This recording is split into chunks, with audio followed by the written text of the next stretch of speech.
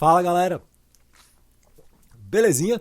Sejam muito bem-vindos e muito bem-vindas a mais essa aula do canal aqui do Ciência e Brisa, essa aula vinculada a essa abordagem microestrutural de fluidos magnéticos, né? Eu comecei a falar sobre esse assunto num vídeo recente aqui no canal, para dar um pouco assim de continuidade a essa playlist de fluidos magnéticos, porque como eu disse no vídeo anterior, assim, eu sinto que ficou meio que faltando um pouco dessa parte assim de olhar para a escala das partículas que compõem um ferrofluido e entender o que está rolando ali com elas, para que a gente possa assim tentar entender qual que é a relação que existe entre o comportamento dessas partículas e os valores efetivos das propriedades de transporte dessas suspensões.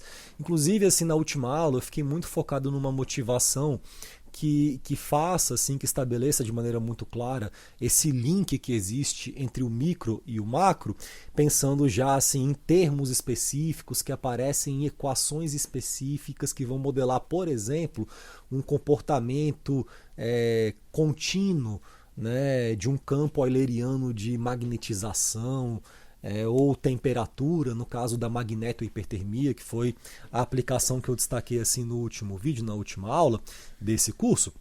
Mas mais do que isso, às vezes a gente quer simplesmente entender, por exemplo, como que a aplicação de um campo magnético sobre um ferrofluido altera a viscosidade desse material, por exemplo, né? Ou seja, as propriedades de materiais que são em algum nível compostos, né, por uma junção ali de fases, como é o caso, por exemplo, de uma emulsão água-óleo, ou de um fluido que tenha partículas, sejam elas magnéticas ou não, uma solução polimérica.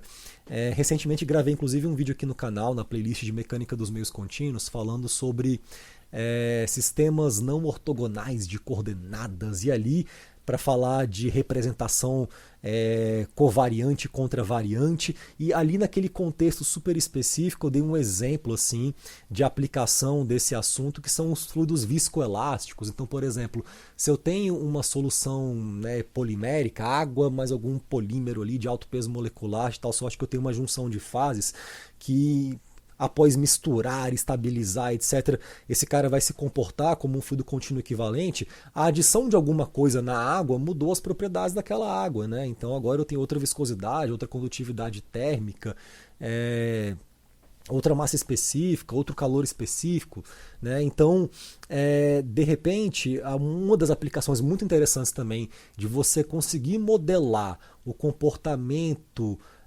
dinâmico dessas nanopartículas que constituem um ferrofluido é você poder simular o que está acontecendo com essas partículazinhas na escala delas e usar essas simulações após um tratamento estatístico apropriado para poder obter uma informação de uma propriedade efetiva desse material.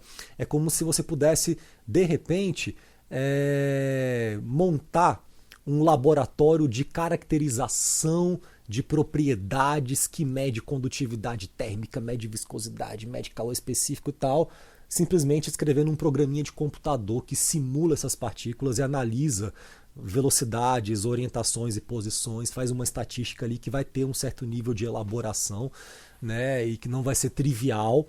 Então são também simulações que são caras em algum nível, porque exigem muitas realizações simultâneas, independentes, gerações de números randômicos, têm assim a sua sofisticação, mas se baseiam em ideias centrais muito simples. Eu queria trabalhar um pouquinho mais na aula de hoje. Então na aula de hoje a ideia é transcender aquela motivação da última aula e começar a entrar um pouquinho mais em alguns detalhes da matemática, desses modelos que a gente pode utilizar aqui para representar o que vai estar rolando com essas partículas, mas, entendendo. Acabei de quase quebrar minha cadeira.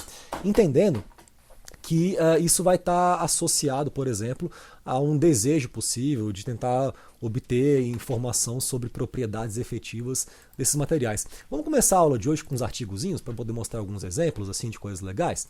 Esse aqui é um paper de 2002, né, do pessoal aqui do Vortex, da UNB, do Francisco Ricardo Cunha e do Gustavo Abad, do Aldo João Souza e do professor John Hint, lá de Cambridge, em que eles fizeram assim simulações computacionais muito legais para calcular, por exemplo, flutuações de velocidade e correlações que estariam associadas à velocidade de partículas num contexto de sedimentação. Então esse é um problema diferente, né, do nosso probleminha central, que tem a ver mais com essa coisa do fluido magnético, que não tem magnetismo, mas existe uma correspondência, porque nesse problema desse artigo eu tenho partículas sólidas imersas num líquido, e elas vão sedimentar.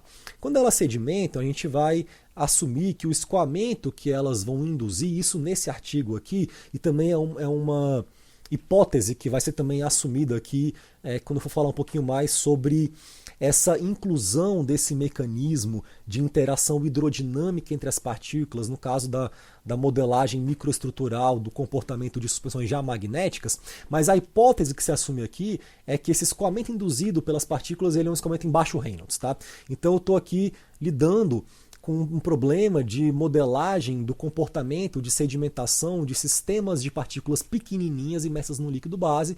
Isso vai aparecer em diferentes tipos de contextos industriais, de aplicação científica, tecnológica, tanto na natureza, né, no leito de um rio que carrega partículas aí. Eu tenho, então, isso vai acontecer que esses caras vão sedimentar em algum momento em lagos, né, ou poças d'água que você encontra por aí na rua, quanto também em contextos também industriais, tá?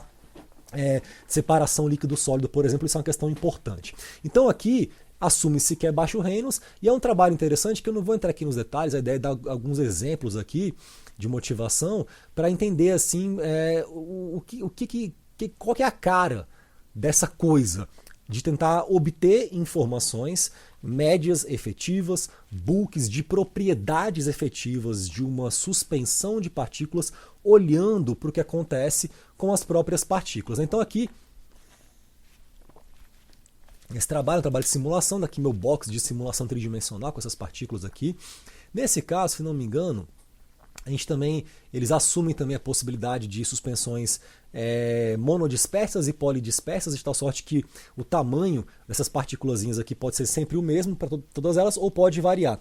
Isso aqui também, inclusive, é uma representação típica do que a gente chama de látice, que é uma estrutura assim, periódica, que a gente vai utilizar isso por questões numéricas muito sofisticadas, que eu devo falar em algum momento aqui nesse mini curso, mas que tem uma utilidade prática de viabilizar a computação dessas interações hidrodinâmicas de longo alcance, que são muito sofisticadas, muito elaboradas e que dependem, no fundo, da solução das equações de Navier-Stokes nesses espaços intersticiais entre as partículas. Então, se imagine o grau de complexidade dessa questão aqui, né? Quando cada partícula se desloca no fluido, ela induz um flow, esse flow reverbera e perturba as vizinhas, que balança aqui. Então existem flutuações de velocidade induzidas pelo deslocamento de partículas porque estão num líquido base e induzem um escoamento, que no caso é um escoamento de Stokes, porque é em baixo Reynolds. Então aqui é interessante, porque quando você olha por esse paper, vamos procurar aqui a equação de Navier-Stokes, vamos ver se a gente acha. Aqui não, 1, 2 não, aqui não parece estar em nenhum lugar. Tem matrizes, tem funções exponenciais, tem função erro complementar, tem coisas que você olha assim, não tem nenhuma cara de Navier-Stokes, né? Forças repulsivas.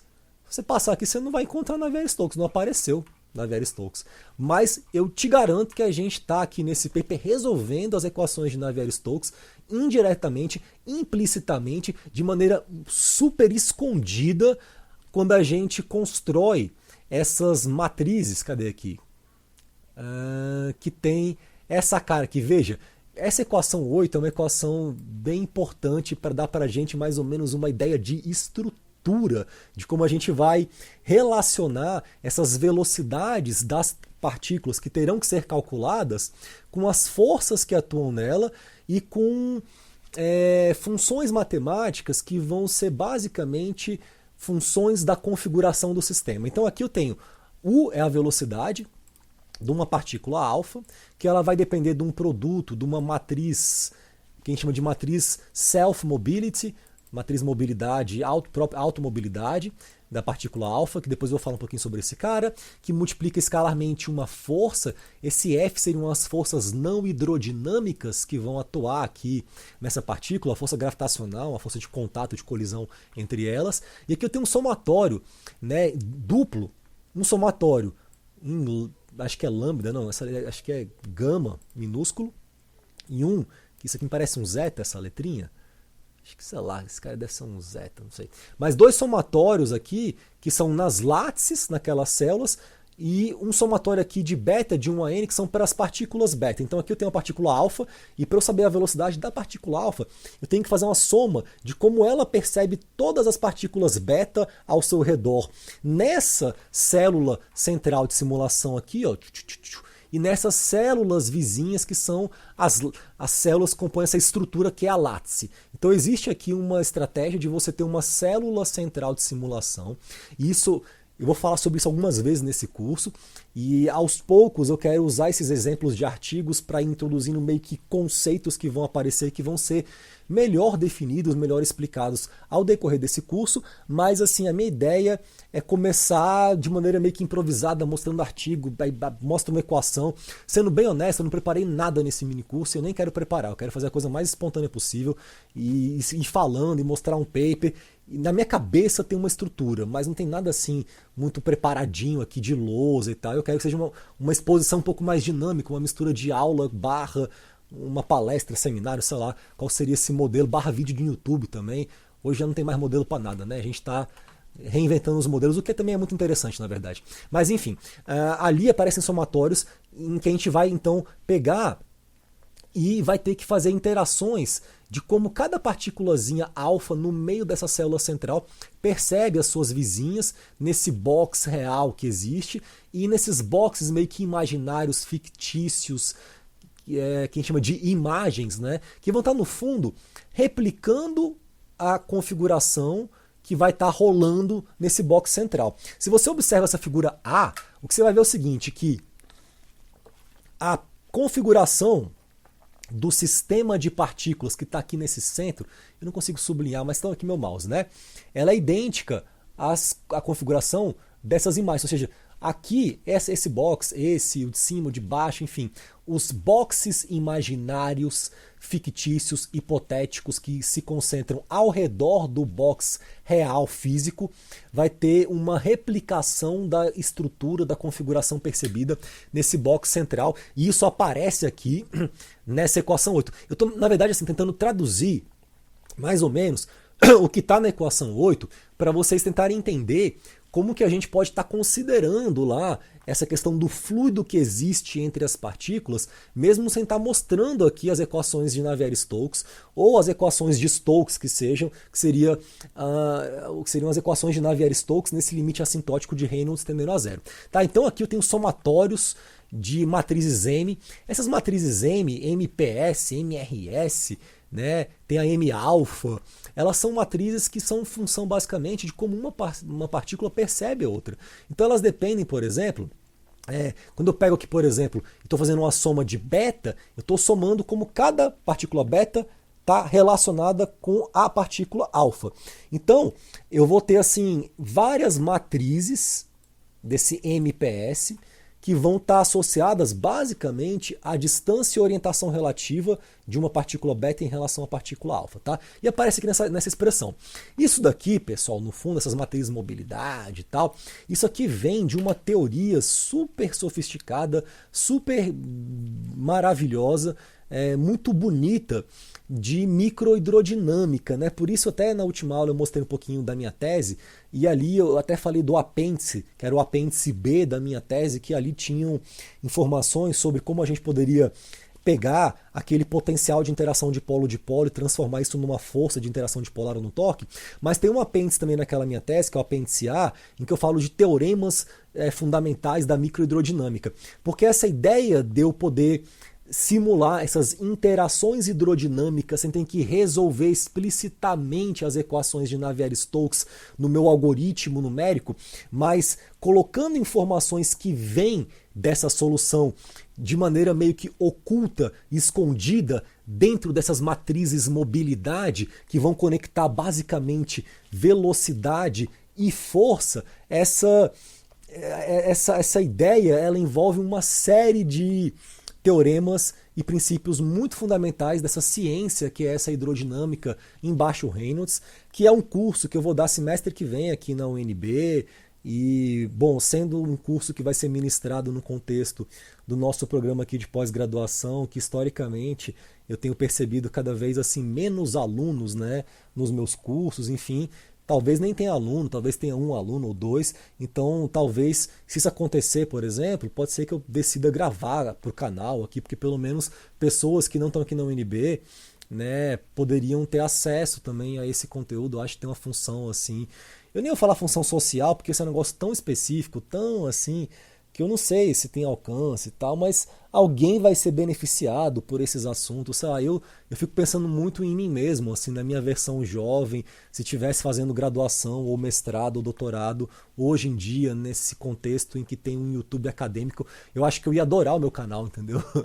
Então eu fico pensando um pouco nisso, assim, nessas poucas pessoas, assim, que talvez tenham realmente interesse nesses assuntos que eu falo aqui no Ciência e Brisa, que são assuntos que me interessam, assim, que às vezes eu não tenho com quem conversar sobre eles, porque eu vou dar um curso aqui e não tem aluno. Então acho que é um pouco isso também, esse canal. Mas enfim, eu vou. Talvez eu grave alguma coisa desse curso de microhidrodinâmica e põe no Ciência e Brisa, mas a ideia central aqui é vocês verem que a gente vai estar assim, usando estratégias para poder resolver o escoamento sem mostrar ele diretamente. E aqui a gente tem alguns resultados já bem interessantes do tipo de informação que a gente pode obter desse tipo de simulação. Um deles é esse aqui, por exemplo, que é bem legal, olha só. Então aqui eu tenho um gráfico que mostra a velocidade não dimensional de sedimentação do sistema de partículas como uma função de φ elevado a 1/3. Esse φ aqui é a fração volumétrica de partículas, é o percentual em volume que essas partículas ocupam em relação ao meu sistema, né? Isso aqui para um arranjo cúbico ordenado de partículas. Então aqui, se eu pegasse as partículas e colocasse elas, eu acho que não tem foto aqui, mas numa estrutura ordenada, eu acho que eu devo ter, deixa eu ver se eu acho aqui no meu computador rapidamente, uma imagem para mostrar para vocês o que seria uma estrutura ordenada de partículas. É bom que assim, eu vou vendo um gráfico e o gráfico ele me lembra de uma coisa, essa coisa que eu lembrei, ela me aponta para um caminho, e acaba que eu acho que nesse processo meio que, né, maluco assim um pouco, que eu tenho cada vez mais gostado de acessar assim, o curso vai se fazendo. Então, aproveitando esse gráfico aqui para mostrar o que ele está realmente representando, qual seria a configuração inicial do sistema, e já fazendo um link com outras coisas, curte só, isso aqui é minha pasta de pesquisa. Tem um monte de pasta aqui, é uma confusão, ninguém entende nada, às vezes nem eu entendo nada. Mas tem aqui uma pasta, eu acho que de código. Deixa eu ver, Gallery, caramba, Brownian, deixa eu ver aqui, Dipole, acho que Chain Formation. Tá, deixa eu fazer um negócio muito very crazy aqui, para ver se a gente consegue mostrar um exemplo do que seria essa configuração inicial. Na verdade não está aqui não, isso aqui está em outro lugar, eu abri uma nova aba.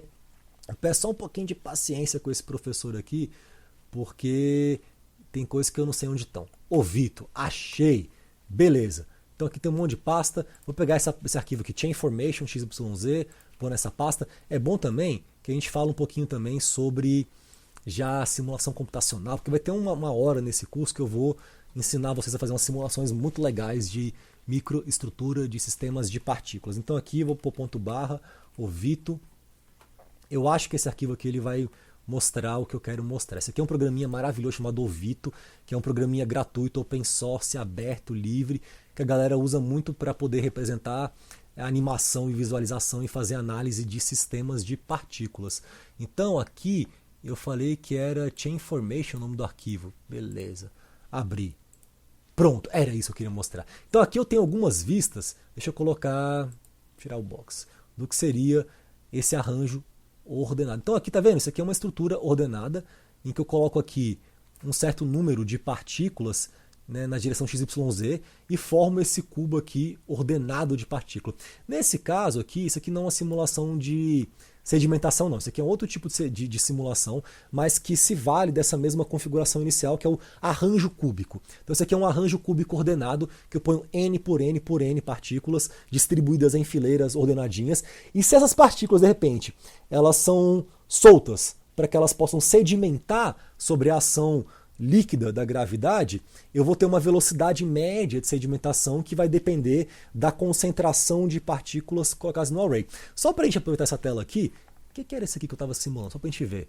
eu tenho dipolos aqui das partículas randômicos, deixa eu pôr aqui, aleatórios, cada um que aponta para um lugar, são partículas magnéticas, estão num arranjo ordenado inicial de posição. Deixa eu dar o play aqui. Aí aplico um campo externo, elas se alinham e começam a formar aqui estruturas e cadeias e agregados por interação de polo. Então é interessante porque olha só que legal. Uma vez que elas alinham, eu não consigo apontar. Mas você repara que a setinha é o polo norte, o rabinho é o polo sul. Então o norte vai buscando o sul e de repente começa um processo de formação de dímeros, trímeros agregados e eu vou modificando a microestrutura e elas vão girando também juntas e cada dipolo percebe cada dipolo aqui nessa maluquice. Então isso aqui é uma simulação microestrutural para mostrar, por exemplo, o processo de formação de cadeias de partícula magnética na ação de um campo aplicado sem movimento browniano, sem considerar essa agitação térmica das moléculas do líquido base, né? É um tipo possível de simulação que a gente pode fazer usando um programinha que eu quero falar um pouco sobre ele aqui nesse curso mais para frente, que é o SIMSUS, que é o Simulation of Magnetic Suspensions, que é um código em Fortran que eu escrevi ao longo da minha tese de doutorado e que eu já pus no GitHub e criei um site para o projeto e hoje eu estou tentando meio que difundir ele e divulgar para o mundo para que outras pessoas possam brincar com esse código que eu venho escrevendo assim há mais de 10 anos. Tá? Então esse aqui para falar do arranjo cúbico e para também lançar um spoiler do que está por vir aqui nesse curso esquizofrênico, maluco do Ciência e Brisa, para também dar o exemplo do que seria o arranjo cúbico ordenado. Então aqui, o que a gente tem, por exemplo, nesse artigo cadê?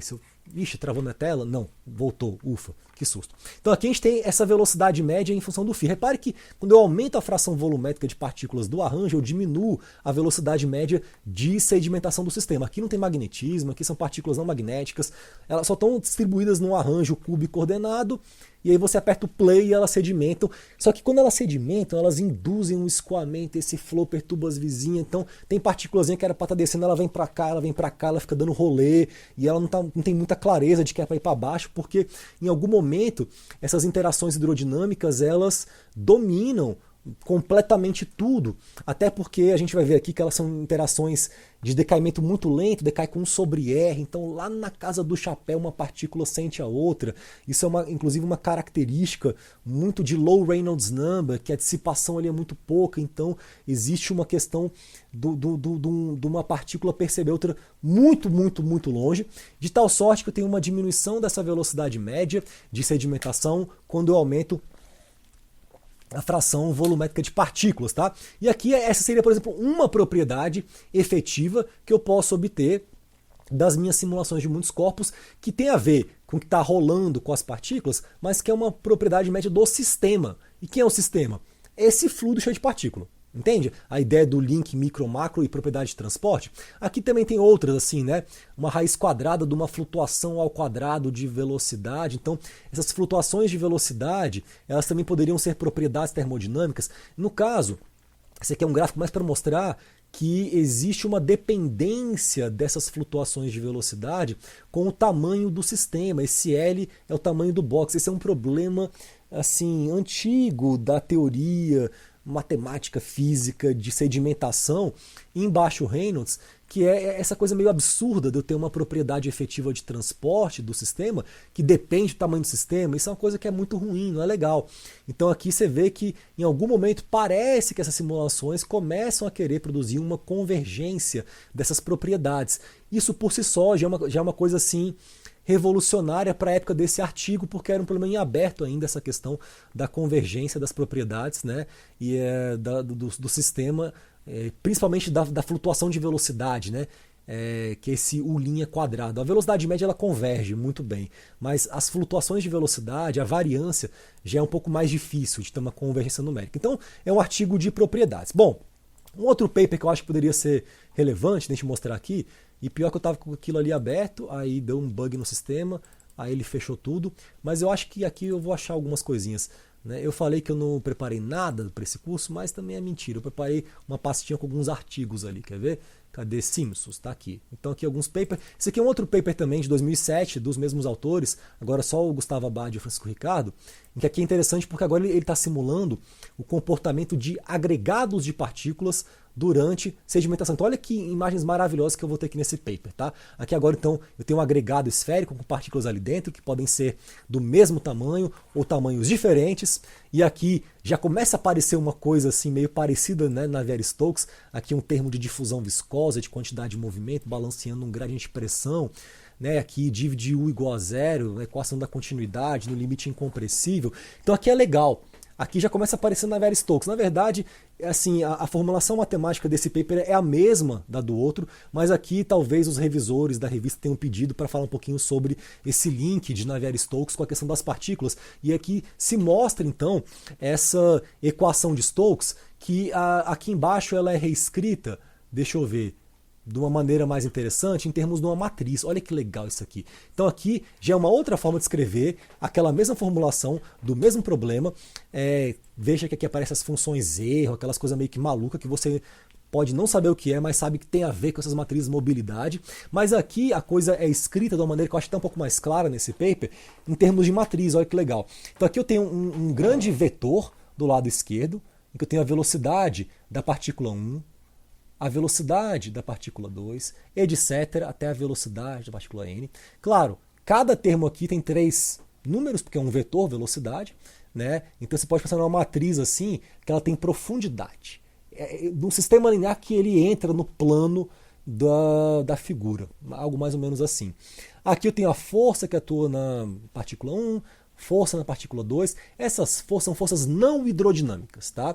A hidrodinâmica ela vai estar aqui nesse contexto, escondida dentro dessas matrizes de mobilidade. A minha ideia, eu acho que na aula de hoje seria legal eu mostrar aqui alguns artigos, alguns exemplos, para vocês irem meio que se familiarizando um pouco com algumas ideias e conceitos, e na próxima aula, de repente, eu pego uma lousa e eu vou colocando algumas equações assim, bem simples no início, e vou complexificando um pouco mais para que a gente comece a conseguir ver coisas que ainda não estão muito claras para a gente aqui dentro. Mas para a gente entender assim a cara da coisa. E aqui o que eu tenho são, cada termo aqui é uma matriz 3x3. Então M11 é uma matriz 3x3, que vai falar como que a velocidade da partícula 1 está relacionada com as forças não hidrodinâmicas que atuam nas outras partículas. M12, como que um percebe 2 e por aí vai. Então 1,2, 1,1, 2,1, 2,2 tem a ver com como uma partícula percebe a outra, inclusive como ela percebe a si própria, tá? Essa matriz de mobilidade que vem implicitamente da solução dessa equação aqui,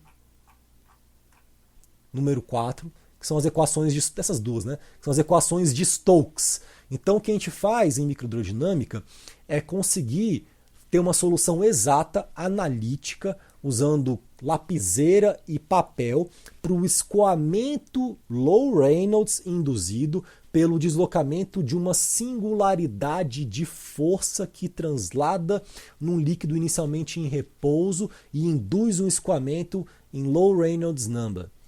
Isso é feito analiticamente usando transformada de Fourier.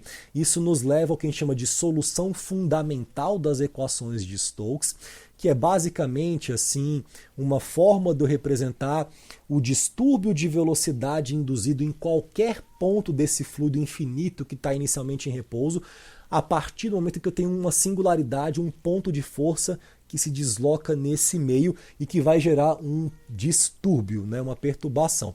E em cima dessa solução fundamental, fazendo algumas adições, como por exemplo, corrigindo o efeito de um tamanho finito, de uma casca em torno dessa singularidade de força, para falar que partículas reais têm um tamanho finito, não são pontos que se deslocam no fluido. A gente já tem uma primeira correção do que seria agora o escoamento de Stokes induzido pela translação de uma esfera finita de tamanho não nulo num fluido infinito inicialmente em repouso em low Reynolds number, e depois a gente aplica superposição basicamente para pôr várias esferas, porque existe uma questão evidente de uma linearidade das equações de Stokes. Então, isso é um curso inteiro de microhidrodinâmica basicamente para poder chegar nesse entendimento de como sair da equação 4 e chegar na cara dessas matrizes assim que aparecem na equação 10, 11, enfim, dessa estrutura muito maluca aqui, mas para mostrar um pouco mais de modelagem e chegar aqui em algumas ideias bem legais. Por exemplo, essa figura surrealista que aparece aqui, né, que isso aqui é uma coisa muito louca. O que seria isso? Né, parece até um quadro assim de algum pintor impressionista, sei lá, uma coisa meio Van Gogh também um pouco, né, não sei. Mas no fundo isso aqui é o seguinte, isso aqui seria a cara do escoamento ou das linhas de corrente que eu teria nesse fluido pelo movimento dessas partículas. Então é uma coisa muito interessante porque eu tenho partículas pequenininhas e elas se deslocam em Reynolds tendendo a zero, low Reynolds, mas como são várias, e uma induz o escoamento na outra, etc., de repente os padrões de movimento têm aqui vórtices, redemoinhos e coisas muito malucas, né, que vem de uma coisa que é zero turbulenta, é 100% laminar. Essa é outra coisa assim fascinante nessa microhidrodinâmica que acontece na escala ou nas vizinhanças de sistemas de partículas pequenininhas que estão num líquido. Né, que tem uma complexidade assim evidente na modelagem matemática desse efeito, mas uma beleza também inata. Né? E aqui é legal, porque como é um lance do agregado, a gente tem imagens como essa, por exemplo. Aqui é uma comparação típica de um experimento na figura A e de uma simulação numérica na figura B, de como um agregado inicialmente esférico, se eu solto ele assim num fluido viscoso para sedimentar, como é que ele evolui dinamicamente. Você percebe que existe uma frente desse agregado que vai indo para baixo e vai empurrando um fluido, esse fluido ele volta para cá e ele começa a arrastar umas partículas das bordas assim para essa cauda de cometa e forma uma esteira de partículas, e existe uma correspondência muito clara entre a figura A e a figura B, entre um experimento e uma simulação numérica. Aqui, pessoal, deixa eu aproveitar também a deixa, porque eu vou lembrando das coisas, para mostrar uma coisa legal que depois vai ser tema desse curso, né, que é um exemplo de uma animação dessa. Esse aqui é o site dos Simpsons, desse projeto que eu estou tentando assim tocar o barco, que tem a ver com esse programa, né, que simula partículas magnéticas, que eu escrevi em Fortran. Então aqui é um site bem legal, que eu vou depois navegar bem legal dentro dele, com calma, mas fica aí já, quem quiser ver, simpsons.com. E aqui tem a parte de Gallery, que tem alguns exemplos, e o primeiro deles é o exemplo da sedimentação de um agregado esférico de partículas num fluido viscoso. Então aqui seria um videozinho que eu coloquei lá na página, deixa eu colocar em tamanho grande, desse agregado que cai, e ele vai meio que girando, e as partículas da borda vão se acumulando ali, e começa a se formar uma caudinha de cometa ali. Esse é um vídeo muito curto, assim, porque eu fiz mais como exemplo, assim. Mas a gente pode rodar aqui simulações mais longas que mostram isso, tá? Esse fenômeno físico, né? Isso aqui é uma outra imagem que mostra uma vista superior, que é bem legal, desse movimento, assim, de como as partículas vão se espalhando. Isso aqui é o plano superior, né? Esse cara vai abrindo, vai perdendo a forma e vai se formando essa cauda de cometa, assim. Isso aqui tem só 7 segundos, é uma pena, né? Mas esse tipo de comportamento ele é capturado usando simulação de muitos corpos que se baseiam nesse modelo matemático, por exemplo, que está aqui, no qual os Simpsons também já tem isso já implementado ali. Existe todo um algoritmo super legal de implementação das interações hidrodinâmicas nos Simpsons, que captura muito bem essa física, que é uma coisa meio que esperada, porque na verdade ali dentro do agregado, cada partícula está sedimentando, mas ela desloca um escoamento que perturba a vizinha, então em algum momento, algumas dessas partículas vão ser expulsas desse blob e vão ser captadas por esse escoamento, esse backflow que vem como reação ao fato do agregado estar sedimentando para baixo, então se forma essa esteira ali, e aqui que se compara bem experimento e simulação. Então eu também poderia usar a simulação desse tipo para avaliar microestrutura, topologia, questões assim de geometria mesmo, de agregados, de cadeias, etc., como também para obter comportamentos de propriedades de transporte. Um outro exemplo agora, já num contexto de simulação de partículas magnéticas, é esse artigo aqui de 2015, que é um artigo já da minha tese de doutorado. Fiquei uns 4 anos escrevendo esse paper, eu e meu orientador, em que aqui eu já simulo sistemas de partículas magnéticas. É uma formulação um pouco diferente, então aqui agora tem o dipolos, né? Cada uma setinha e elas percebem umas às outras. Nesse caso, nesse artigo específico, eu não estou considerando esse mecanismo de interação hidrodinâmica, estou negligenciando esse escoamento que uma induz na outra. Depois eu publiquei um outro artigo em 2017, que eu vou mostrar talvez aqui, em que isso já é considerado, tá? Mas nesse paper eu não estou considerando, então é um modelo mais simples, na verdade. Eu tenho aqui a segunda lei de Newton, na equaçãozinha 1, bonitinha. A única coisa que tem de hidrodinâmica, que é um arrasto de Stokes, menos 6 pieta AU, né? Que é esse arrasto que uma partícula esférica vai experienciar quando ela se desloca em Reynolds tendendo a zero, mas tem forças brownianas, né, que tem a ver com um termo estocástico, né, equação do movimento. Já falei um pouquinho sobre isso na última aula, assim, pelo menos por alto, né? Então isso aqui seria, na verdade, uma simulação de dinâmica de Langevin, é o nome que a gente dá, porque isso aqui é uma equação de Langevin, porque é uma equação diferencial estocástica, porque esse termo aqui, FB, não é um termo determinístico. Tem aqui força magnética, força de repulsão, contato, não vou entrar tanto assim nos detalhes do modelo, mas aqui agora também é importante que as partículas têm que girar. Então existe uma equação de evolução do momento angular para as partículas e existe um arrasto rotacional, elas experienciam fricção a girar no fluido, tem torque browniano e torque também magnético. E aqui o que eu estou mais interessado em termos de propriedade é computar, por exemplo, isso daqui, o que a gente chama de magnetização. Deixa eu aqui mais para baixo.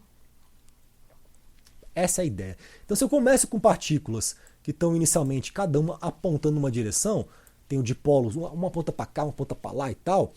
Se eu tiro uma média da projeção desse dipolozinho, de cada partículazinha, nas direções x, y e z, vai dar 0, 0, 0. Porque em termos médios, o tanto de partícula que vai apontar para a esquerda, aponta para a direita, não tem por que eu ter uma anisotropia na minha configuração inicial, porque eu pego números randômicos, né, com distribuição gaussiana uniforme no intervalo de menos 1 a 1, e vou usando isso para compor vetores de base para poder orientar esses dipolos. Então, inicialmente eu tenho assim uma configuração meio que randômica, cada uma aponta para um lugar, então eu não tenho uma média líquida efetiva de orientação de dipolo em nenhuma direção.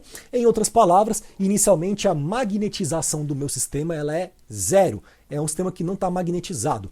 Eu aplico um campo externo e depois de um tempo posso ter uma configuração num dado instante de tempo, numa dada configuração do sistema, como a configuração B, em que aqui, evidentemente, eu tenho muito mais partículas já apontando na direção Z do que na direção X ou Y. Por quê? Porque eu apliquei um campo em Z. Esse campo que eu aplico em Z, ele gera um torque magnético em cima de cada partículazinha que vai tentar alinhar essas partículas na direção do campo. Esse torque magnético está onde? Ele está aqui em cima, ó. Ele aparece nessa modelagem aqui, torque magnético. Isso é um modelo matemático que a gente propôs, que eu desenvolvi na minha tese, para simular isso daí. Então, torque magnético... Tem aqui um termo, está aqui, equação 27, que é um DI vetorial H. Ele depende de um produto vetorial entre a direção do dipolo e a direção do campo. Então, enquanto o dipolo não estiver alinhado na direção do campo, esse termo vai existir para tentar alinhar. Se DI estiver alinhado com o campo, está alinhado já. Então, some o torque magnético, ele deixa de existir. Ou seja, a função desse torque magnético, aqui eu tenho um termo que envolve somatórios, né, um colchete, esse é o torque partícula a partícula. Então é legal que se uma partícula aqui ela anda ou gira, ela vai querer girar essa aqui também. Tá? Então elas interagem com interação de longo alcance, interação de polo para força e para torque, basicamente. Tá? Então esse termo do torque magnético está aqui, ele vai fazer as partículas quererem, de repente, girar numa direção, né, que vai quebrar essa isotropia de orientação efetiva inicial e vai conferir, vai dar uma magnetização para as partículas numa direção. Isso aqui, se eu pegar um tempo suficientemente longo, será que eu tenho isso aqui? Eu acho que eu não tenho, cara. Na minha tese tem. Mas se eu pegar, por exemplo, e vou calculando a cada time step de simulação, essa média dos dipolos, espera-se que após um tempo suficientemente longo, mesmo as partículas ainda girando, tendo lá com Brownian motion, elas vão girar em torno de uma média. Então esse cara meio que estabiliza em torno de um valor constante, esse valor médio dessa orientação efetiva dos dipolos na direção do campo. Então eu consigo marcar o valor da magnetização de equilíbrio, que é que o sistema meio que oscila em torno dela após um certo tempo, e consigo plotar essa propriedade, essa magnetização de equilíbrio em função de alfa, que é aquele parâmetro que eu já falei sobre ele, que aparece na função Langevin, né, naquele modelo de equilíbrio, e comparar, por exemplo, os valores numéricos, essas bolinhas, que estão até muito pequenas aqui, né, isso aqui para uma fração volante de 5%, com essa linha contínua que é o modelo de Langevin. Então a parada meio que crava com Langevin. Esses modelos pontilhados são modelos assim que já tem uma primeira correção do efeito das interações de polo-dipolo, e conforme eu vou aumentando a interação entre as partículas pelo lambda, que é o parâmetro de interação de polo-dipolo, e eu vou tendo um desvio, né, do que seria esse modelo de Langevin, que seria uma linha horizontal que não tem a ver com lambda, que não captura lambda, com relação a esses modelos mais refinados, tipo o modelo, né, do Ivanov e da Kuznetsova, que são físicos russos que em 2001 desenvolveram um modelo de equilíbrio que computa a interação de polo-dipolo. Tá? Então aqui eu tenho assim um outro exemplo, quando essa propriedade efetiva ela já está num contexto de fluido magnético, que é a magnetização. A magnetização de uma suspensão magnética é a propriedade mais importante desse cara, porque com base nessa magnetização a gente consegue calcular outras propriedades, assim, outros efeitos, como por exemplo esse efeito magnetoviscoso que está associado a um aumento efetivo de viscosidade quando eu aplico o campo magnético. Isso também está relacionado com essa resposta de orientação das partículas na direção do campo e do cisalhamento aplicado quando você tenta meio que escoar essas partículas. Então você conhecer o comportamento da magnetização de uma suspensão magnética, né, isso te dá informações que você vai poder aplicar para quantificar outras propriedades, outras físicas que transcendem simplesmente essa questão inicial direta desse alinhamento. Galera, na verdade, assim, a minha ideia para a aula de hoje era já entrar na matemática, mas eu acabei me empolgando muito mostrando o artigo, então acho que eu, assim, para não ficar uma coisa muito cansativa para vocês hoje, eu vou meio que parar por aqui essa exposição, né? O resumo da aula de hoje, assim, é essa ideia central de que eu posso utilizar simulações de muitos corpos não só para calcular termos que vão entrar em modelos contínuos, em equações macroscópicas já de representação de comportamentos de campos, né, eulerianos, mas também para obter informações, primeiro, sobre como essa microestrutura se comporta, então topologia, geometria, o agregado que quebra, perde partícula, vai para cima, para baixo, isso também pode ser analisado. Formação de cadeias, né, quantas cadeias eu tenho com partículas de duas partículas, 3, 4, dímeros, trímeros, esse tipo de uma distribuição estatística de microestrutura, isso também pode ser obtido via simulação de muitos corpos,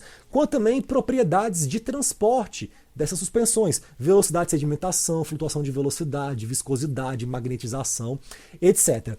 Na aula que vem, eu vou fazer um esforço assim para tentar trazer um pouco mais de lousa, para falar um pouco mais de equação, para a gente tentar entender um pouco mais assim de algumas ideias centrais de equacionamento, e depois a gente pode começar já a brincar com os Simpsons, né? Mostrar um pouco da estrutura desse código-fonte. Ele foi escrito em Fortran, mas eu não sei se é a linguagem assim que vocês estão mais acostumados. Eu fiz inclusive recentemente uma enquete aqui no canal, no Ciência e Brisa, e vi que o Fortran, pelo menos entre os seguidores do canal, ainda tem uma certa popularidade, né? Ele está em terceiro lugar, atrás do Python e do C++, dentre os usuários do Ciência e Brisa. Então deve ter uma galera aqui que já conhece Fortran. Tem um mini curso de Fortran também nesse canal aqui que eu gravei. Inclusive foi interessante porque há tempos que eu não pensava nesse mini curso. E assim, agora, antes de gravar a aula, essa aula aqui, eu estava vendo lá o YouTube Studio e tal, que tem os comentários da galera. E teve um comentário assim de um aluno, deixa eu até ver aqui para poder citar, que eu acho que é legal, que foi o João Vitor Nunes, que ele até falou assim, queria desenvolver mais aspectos sobre isso. né, queria que você voltasse com a playlist de simulação computacional com o Fortran. Então uma sincronicidade, assim, porque eu vou falar de Fortran aqui nesse curso para mostrar um pouco da estrutura do código-fonte dos Simpsons, porque a minha ideia também é tentar passar assim, pela motivação, pelas aplicações, um pouco mais pelas equações e com um pouco mais de calma. Não vou entrar em todos os detalhes das equações, assim, não vai ser aquele curso extenso, mas eu quero mostrar na lousa algumas ideias centrais, algumas equações centrais, né, para a gente poder entender um pouco mais assim dessa estrutura do código-fonte dos Simpsons, e depois eu vou partir já para esse código-fonte, como é que você pode modificar um arquivo de configuração e configurar um conjunto de simulações, como é que você roda uma simulação, que tipo de análise estatística o Simpsons faz dos dados que ele mesmo simula. Isso é uma coisa bem legal, vocês vão ver que esse código assim, ele não só simula esse movimento translacional e rotacional de partículas magnéticas em contextos brownianos e não brownianos, com ou sem sedimentação, com ou sem interação hidrodinâmica, de maneira muito customizada. Você pode simplesmente preenchendo um arquivozinho de configuração simples, né, com perguntas e respostas, configurar infinitas possibilidades de simulações computacionais desse tipo de fenômeno, como ele também faz uma análise estatística do que ele mesmo calcula. Então ele gera grandes quantidades de arquivos de texto com velocidades, posições, orientações, e ele mesmo lê esses arquivos que ele gera e calcula médias e flutuações e função autocorrelação, etc. Que é uma coisa bem legal para a gente poder meio que aprender um pouco mais dessa física de suspensões coloidais, de movimento browniano, de interação dipolar, enfim, cara, de mecânica estatística de suspensões. Vou falar um pouco sobre isso também. E eu acho que é isso, galera. Assim, eu peço um pouco de paciência com essa aparente loucura que tem se apresentado aqui nesse processo de gravação dessas aulas específicas, porque, como eu falei, eu tô um pouco cansado, assim, sabe? Às vezes um pouco mesmo dessa forma de dar um curso e aquela coisa que você prepara aula 1, aula 2, 3, 4, e aí você fica você mesmo assim, entediado com você mesmo. É claro que depende muito do contexto, né? Quando é um curso, por exemplo, na UNB, que tem lousa e tem giz e que tem 4 horas de aula por semana e tem lá um monte de aluno presencial e o aluno te interrompe, faz uma pergunta, é outra dinâmica, você se empolga, vai no quadro. Mas aqui no canal, assim, fica um lance assim, de um gasto muito grande de energia para uma coisa muito solitária, assim, sabe? E eu tô cansado. E aí eu decidi então que eu vou fazer essa gravação de maneira mais espontânea, porque aí para mim vira mais um momento assim de eu poder relaxar um pouco, falar sobre coisas que me interessam, de uma maneira assim, não muito presa, amarrada, atrelada a um formato que eu mesmo defini. E aí, de repente, até é legal porque eu me surpreendo no próprio processo de gravação da aula, e isso dá uma dinamizada na minha rotina e tira um pouquinho do tédio. Então, deixa inclusive comentários aqui no canal, nessas aulas. Vocês estão gostando desse formato? Estão achando muito confuso, muito prolixo, muitos parênteses abertos que não se fecham, tá difícil de entender, de acompanhar. Enfim, deem feedback, beleza? E a gente se vê no próximo vídeo então do canal do Ciência e Brisa.